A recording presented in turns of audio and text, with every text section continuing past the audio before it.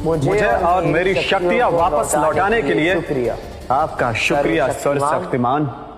शर्म आनी चाहिए आपको पिताजी, जिसे घर से निकाला था अब आप उसी का इंतजार कर रहे हो। इसे थूक के चाटना कहते हैं। बदतमीज जबान खींच लेंगे तुम्हारी। इतना समय क्यों लग रहा है? कहाँ है अर्जुन? दादाजी वो हमारी नाक कटवा देगा। अरे पिताजी गूंगा है वो, इशारों में परीक्षा लेंगे क्या उसकी? थोड़ा बहुत कुछ रट लिया होगा और क्या। और पिताजी उसकी माँ का बदला लेने वाली बात भूल गए क्या आप? देखना वो महाराज भवन में उसका बदला तमाशा करके ही लेगा, ताकि समाज में हमारी थूथू हो जाए। दादाजी पिताजी सही कह रहे हैं, उसके जाने ना जाने से कोई फर्क नहीं पड़ेगा। हमें निकलना चाहिए यहाँ से। ये बेवकूफ नहीं जानता कि मैंने और गुरु भैरव ने कैसी दिव्यता देखी है उस बच्चे में। दादाजी क्या सोच रहे हैं? हमें देर हो रही है।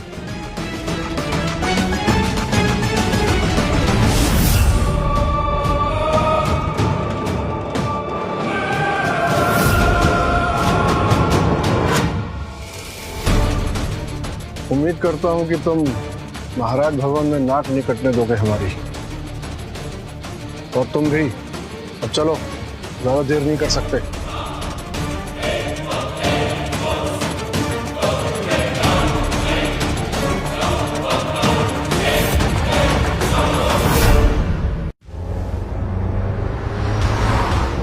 कार्तिक याद रखना, महाराज के जन्मदिन के दिन वहाँ बड़े बड़े वंश के लोग होंगे, उनसे मुकाबला हुआ तुम्हारा। आज के लिए मैंने 10 साल तैयारी की है। बेटे मैं चाहती हूँ तुम उन सबको एक एक करके बुरी तरीके से हराओ कंपटीशन में। और मुझे पता है, यकीन मानो गुरु भैरव भी तुम्हारा सपोर्ट जरूर करेंगे। तुम उनके स्टूडेंट जो रहे हो। कंपटीशन में तुम्हारी जीत हमारे खानदान के लिए गर्व की बात होगी, और फिर उस गूंगे लड़के को उठाकर घर के बाहर फेंक देंगे।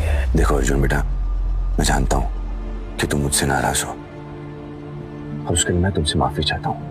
तुम्हें इस बात का ख्याल रखना होगा कि आज हम जहाँ जा रहे हैं ना, वहां पे हमारे परिवार की इज्जत दांव पे लगी है, खास करके तुम्हारी और मेरी। अर्जुन बेटा, तुम्हें घर से इसलिए निकाला गया था क्योंकि बेटा तुम गूंगे हो, कुछ बोल नहीं पाते। और मुझे माफ करना बेटा, मैं उस समय कुछ कर नहीं पाया, क्योंकि मेरे छोटे भाई ने पिताजी को भड़काया था ताकि उनके बेटे को सब कुछ मिल पाए। आज महाराज का जन्मदिन है, और आज पिताजी तुम्हें कश्यप खानदान का और अपने पोते होने का सम्मान देने वाले हैं। और उसके बाद बेटा नियमों अनुसार मेरे रहने ना रहने पर भी तुम्हें तुम्हारा हक मिलता रहेगा। बस मेरी इतनी सी बात मान लो कि तुम्हें ना बेटा महाराज के पास ही रहना। और हाँ,